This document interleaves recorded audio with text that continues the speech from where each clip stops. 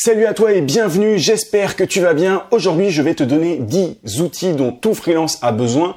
On me pose souvent la question, notamment sur mon groupe Facebook, tu as le lien en description, petite promo rapide. On me pose souvent la question, qu'est-ce que tu utilises pour récolter les paiements de tes clients, quel outil tu utilises pour bien t'organiser dans la semaine, quel outil tu utilises pour faire des visioconférences avec tes clients, etc., etc. Et du coup, au lieu de répondre à chaque personne de manière individuelle sur le groupe, et c'est souvent les mêmes questions en fait qui reviennent par rapport aux outils, donc j'ai décidé de faire cette vidéo, ce podcast pour te donner 10 outils vraiment dont absolument tout freelance a besoin, tout consultant, tout prestataire de service. Peut-être que tu connais certains outils, peut-être que tu n'en connais pas d'autres, mais reste jusqu'au bout parce que je vais te donner quelques conseils par rapport à tout ça. Alors, le premier outil, c'est l'outil de paiement. En fait, tu verras, ce sont plutôt 10 catégories d'outils parce que dans chaque catégorie, je vais te donner plusieurs outils.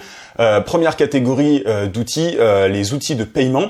Alors moi d'habitude je me fais plutôt payer par virement bancaire, tu vois, je donne mon RIB et surtout que moi je fonctionne par forfait au mois. En général les clients avec qui je travaille c'est sur plusieurs mois, donc je leur demande de me faire un virement chaque mois au début du mois et voilà, c'est comme ça, c'est simple. Mais il y a certaines personnes qui parfois ne veulent pas forcément payer par virement, enfin tu as des boîtes comme ça, donc je leur donne un autre moyen de paiement et ce moyen de paiement c'est Stripe. Alors Stripe c'est extrêmement connu sur internet, tu vois, tu as sans doute déjà payé beaucoup de choses via Stripe sur internet. Moi mes formations que je vends sur ma chaîne YouTube, le paiement se fait via Stripe. Donc c'est extrêmement connu et ça fait concurrence à PayPal. Donc je voulais te parler de Stripe et de PayPal. En gros, c'est simplement un moyen de récolter les paiements sur Internet. Donc tu peux très bien créer une page, intégrer Stripe à cette page. Ça s'intègre avec plein d'outils. Par exemple, si tu fais tes pages de vente ou tes formulaires sur ClickFunnels,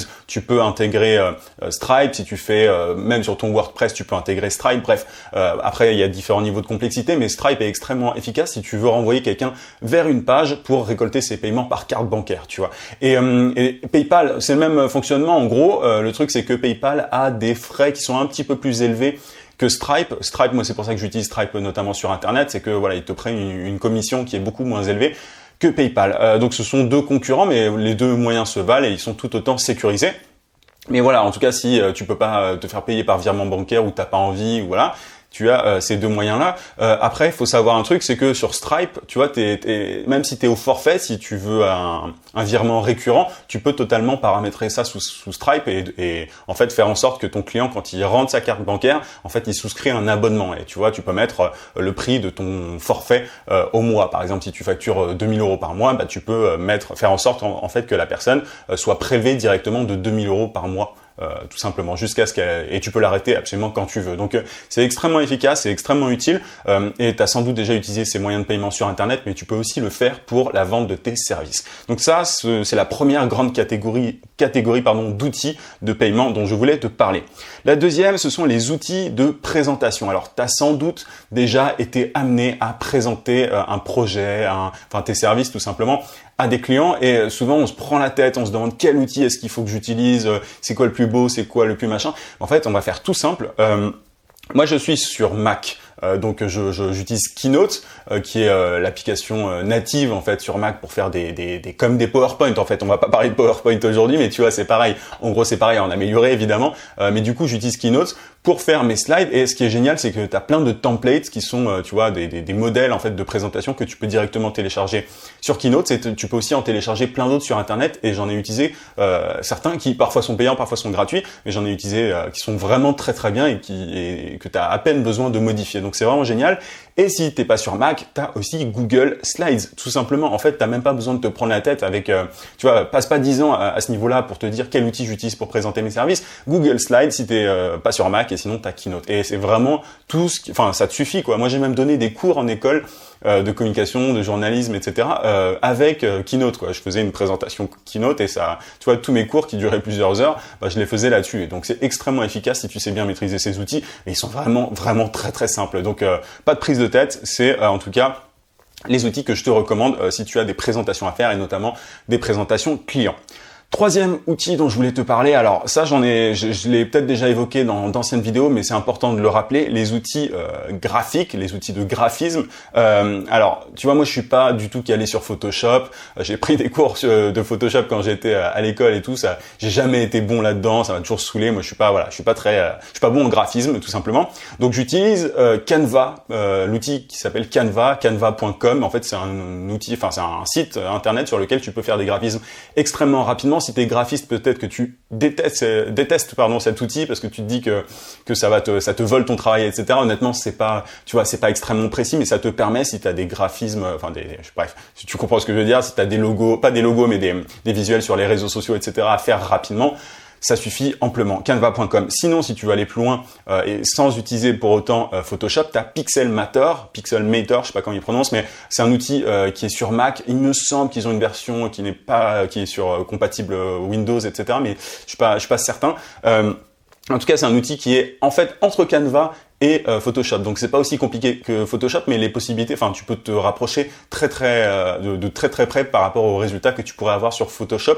sans la complexité de Photoshop. Alors certains vont me dire mais Photoshop c'est pas compliqué, c'est super facile et tout. Voilà, en tout cas moi ça me suffit. Pixelmator c'est vachement bien et c'est comme ça que je fais certains de mes visuels parfois quand j'ai besoin de faire un truc rapidement et un peu plus poussé que ce que je fais avec Canva. Donc voilà, et sinon évidemment Photoshop parce que voilà, j'ai pas arrêté de le citer, mais si t'es graphiste, de toute façon, tu le sais, c'est Photoshop qu'il faut utiliser. Bon, t'as d'autres trucs, mais en tout cas, pour les visuels, pour du graphisme, c'est Photoshop. Donc voilà, pour les outils, je vais pas m'apesantir vraiment longtemps dessus parce que tu connais Photoshop et peut-être Canva. Et je voulais vraiment mettre l'accent sur Pixelmator parce que c'est vraiment super et c'est pas très connu. Il me semble que c'est payant. Au début, t'as un paiement en une fois, mais ça vaut vraiment la peine. C'est pas cher du tout et ça te fait gagner énormément de temps. Une autre catégorie d'outils dont tu as besoin en tant que freelance, ce sont les outils de visioconférence. Alors, peut-être que tu es digital nomade, peut-être que tu travailles en voyageant, peut-être que t'as pas l'occasion de voir tes clients en physique. C'est pas grave, maintenant c'est génial, il y a plein d'outils pour ça, pour faire des visioconférences. Et moi, celui que j'utilise, en fait c'est tout con, mais c'est Skype. Mais t'as pas que Skype, il y en a un qui est bien meilleur, qui s'appelle Zoom, sur lequel il faut que je me mette d'ailleurs, mais j'en entends tout le temps du bien, enfin tout le monde me dit que c'est génial et tout. Donc Zoom, je vais sans doute faire la transition dessus, quand je dois faire des visioconférences avec des clients, ou des coachings. Et donc Zoom, Skype et sinon tu as Google Hangout qui est très connu, mais voilà, si tu devais choisir un seul dès maintenant, si tu as un peu de budget, parce qu'il me semble que Zoom est payant, peut-être pas la version initiale, mais si tu veux pousser un peu le truc, c'est payant, choisis Zoom, sinon tu as Skype en fait, hein, c'est tout simplement ça, mais tu as besoin de temps en temps d'avoir ton client en face à face sans pouvoir le voir directement. Tu vois, les emails, parfois ça suffit pas, le téléphone parfois ça suffit pas, on a besoin de voir la personne, notamment moi j'avais un gros coaching une fois avec un client. On a passé plusieurs heures sur Skype comme ça en face à face et c'est quand même bien mieux pour établir une connexion, pour créer un lien. Donc voilà, Zoom, Skype ou Google Hangout, c'est ce qu'il te faut tout simplement. Ensuite, je voulais te parler d'hébergement web.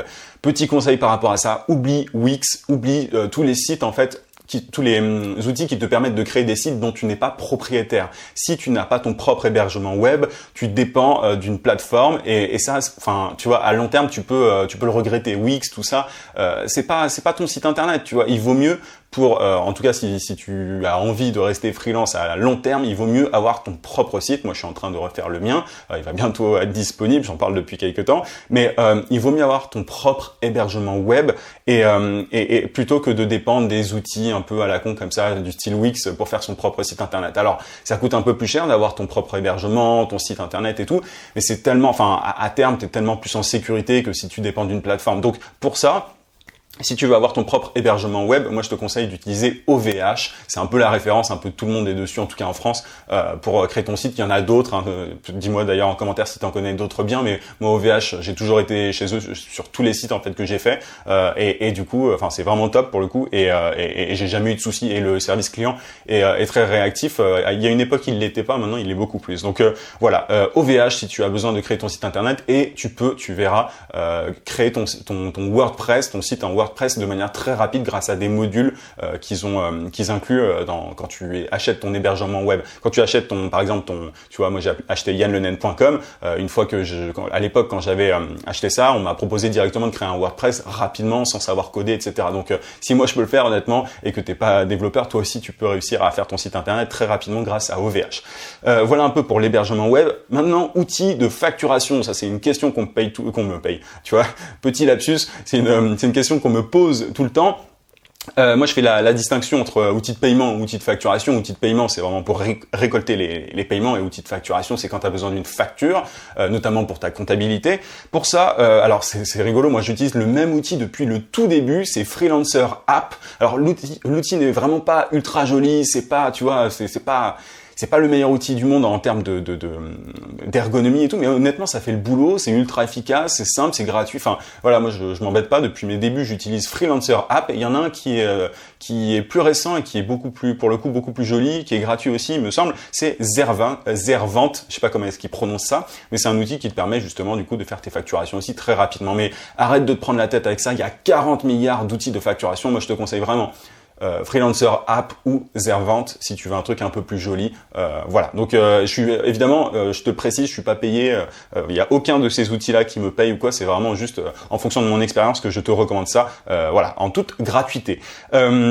Ensuite, après les outils de facturation, je voulais te parler d'outils de prospection. Alors, je vais pas passer 10 ans là-dessus, mais oublie Upwork, Coder, je sais pas quoi, Malt, enfin toutes ces plateformes de freelance, j'en parle très très souvent sur ma chaîne, sur mon podcast. Il faut que tu oublies absolument ces plateformes parce qu'à long terme, c'est pas ce qui te permettra de trouver les plus gros clients. Il y a un outil de prospection, un outil dont tu as besoin, c'est LinkedIn et plus spécifiquement LinkedIn Sales Navigator. C'est la version premium. Ok, ça coûte plusieurs dizaines d'euros par mois, mais ça vaut tellement le coup. Moi, c'est un outil qui me rapporte plusieurs dizaines de milliers d'euros. Donc il y a un moment, bon, c'est à toi de voir, mais soit tu restes sur les plateformes classiques du style Malt, etc. Ou alors tu te lances vraiment sur la prospection, tu apprends à prospecter, et ça ce sont des choses que je t'apprends à faire notamment sur la chaîne et sur le podcast. Donc concentre-toi sur LinkedIn Sales Navigator, j'arrive plus à le dire, et rien d'autre. Sinon, voilà, à long terme, ça va être compliqué pour toi de survivre entre guillemets en tant que freelance. Donc LinkedIn. Si tu veux trouver des clients, c'est LinkedIn. Bref, je pense que c'est compris. Mais voilà, moi au début, j'ai vraiment pris du temps à comprendre tout ça. Enfin, à comprendre que LinkedIn était un énorme atout pour moi en tant qu'indépendant. Donc c'est pour ça que je bourrine là-dessus, que j'arrête pas de le répéter, mais concentre-toi sur LinkedIn plutôt que le reste si tu veux trouver des clients rentables. Alors ensuite, un outil pour une catégorie d'outils qui est importante, c'est que parfois tu as des fichiers, de gros fichiers à envoyer à tes clients ou à stocker toi-même, donc du stockage cloud. C'est simple pour ça, je te propose Dropbox ou simplement Google Drive. Moi j'ai j'ai un Dropbox, j'ai un compte Dropbox depuis quelques temps, et tu vois, j'ai pris du temps avant de le prendre, mais en fait j'ai tellement de trucs à stocker, que ce soit mes vidéos YouTube, des fichiers que j'envoie à des clients et tout, que je me suis dit que j'allais le payer. C'est 9 euros ou 10 euros par mois, c'est quand même pas grand chose, et c'est très très efficace. Enfin moi j'ai 1 Tera sur Dropbox, je sais pas si ça suffira, mais bref, tu peux avoir plusieurs tu peux augmenter la capacité de stockage, mais en tout cas Dropbox est extrêmement efficace. C'est marrant parce qu'il y avait quelqu'un qui me demandait sur mon groupe hier, est-ce qu'il y a un outil qui fait à la fois outil de paiement et de stockage, machin? Non, ça n'existe pas. Il faut que tu utilises ces différentes catégories d'outils dont je te parle, ces différents outils dont je te parle, pour pouvoir remplir chacune de ces fonctions. Mais Dropbox fait très bien le boulot pour stocker des fichiers, et puis pour les paiements, on en a parlé juste avant. Donc voilà pour le stockage cloud. Ensuite, au niveau de mon agenda, qu'est-ce que j'utilise pour m'organiser? Alors je vais te donner un seul outil très très simple, Google Calendar. N'utilise rien d'autre, n'utilise pas de to-do list ou je ne sais quoi. Moi je me suis perdu dans les to-do list, j'en ai déjà parlé il me semble il y a quelques temps, mais j'y reviendrai sans doute. Les to-do list, c'est le pire truc pour, tu vois, c'est vraiment le truc qui va te faire procrastiner, c'est le truc qui va t'empêcher d'avancer. Utilise Google Calendar, moi c'est vraiment ma vie en fait aujourd'hui. C'est extrêmement efficace, c'est extrêmement intuitif, et c'est aussi intégrable avec beaucoup d'outils. Moi j'utilise Google Calendar avec d'autres outils, tu vois, par exemple j'utilise un outil pour pouvoir booker des rendez-vous téléphoniques, ça les met directement dans mon Google Calendar. Vu que c'est extrêmement connu, tu as plein d'outils qui sont vraiment facilement synchronisable en fait avec Google Calendar. Donc n'utilise que ça, il y a que ça de vrai pour moi. Bref, donc ça c'est l'outil de l'agenda en fait que j'utilise en tant qu'indépendant. Ensuite, le dernier outil dont je voulais te parler, la dernière catégorie, le dernier outil, il y en a qu'un aussi, c'est un outil de project management, de management de projet. C'est Trello, tu connais peut-être, mais c'est un outil qui te permet justement de t'organiser quand par exemple si tu es développeur et que tu dois créer un site internet, tu peux en fait catégoriser, enfin segmenter les différentes, déconstruire ton grand travail, ton objectif final en plein de sous-parties, et derrière tu peux comme ça t'y retrouver beaucoup plus, et tes clients peuvent suivre en fait le projet que tu es en train de mener à bien en temps réel en fait. Donc c'est vachement bien, je t'invite à utiliser Trello si tu as des gros projets et que tu dois rendre des comptes par rapport à ces projets à éventuellement des clients. Voilà un petit peu ce que je voulais te dire, voilà les différents outils, les 10 catégories d'outils dont je voulais te parler et dont tu as absolument besoin en tant que freelance. Peut-être que tu n'auras pas besoin de tout, mais en tout cas, là, tu as vraiment la base. Peut-être que tu en connaissais, peut-être qu'il y en a certains que tu connaissais pas. En tout cas, tous les liens sont dans la description. Je t'invite à regarder ça. Je suis payé par personne. Aucun de ces outils ne me paye. Je n'ai aucune commission sur quoi que ce soit, même les outils payants. Bref, c'est simplement pour t'informer des outils de base dont tu as absolument besoin en tant que consultant, en tant que freelance. Voilà un peu. J'espère que ça t'a plu. N'hésite pas à mettre un gros pouce si tu es sur YouTube et à t'abonner à la chaîne si c'est pas déjà fait. Je te rappelle aussi que tu peux télécharger ma formation vidéo gratuite pour trouver des clients rapidement en freelance. Pour ça, si tu es sur YouTube, tu cliques juste en haut sur le i, sinon tu as le lien en description. Je te souhaite un très bon week-end, je te dis à mardi 18h comme d'habitude. En attendant, n'oublie pas, vie sans limite. À plus.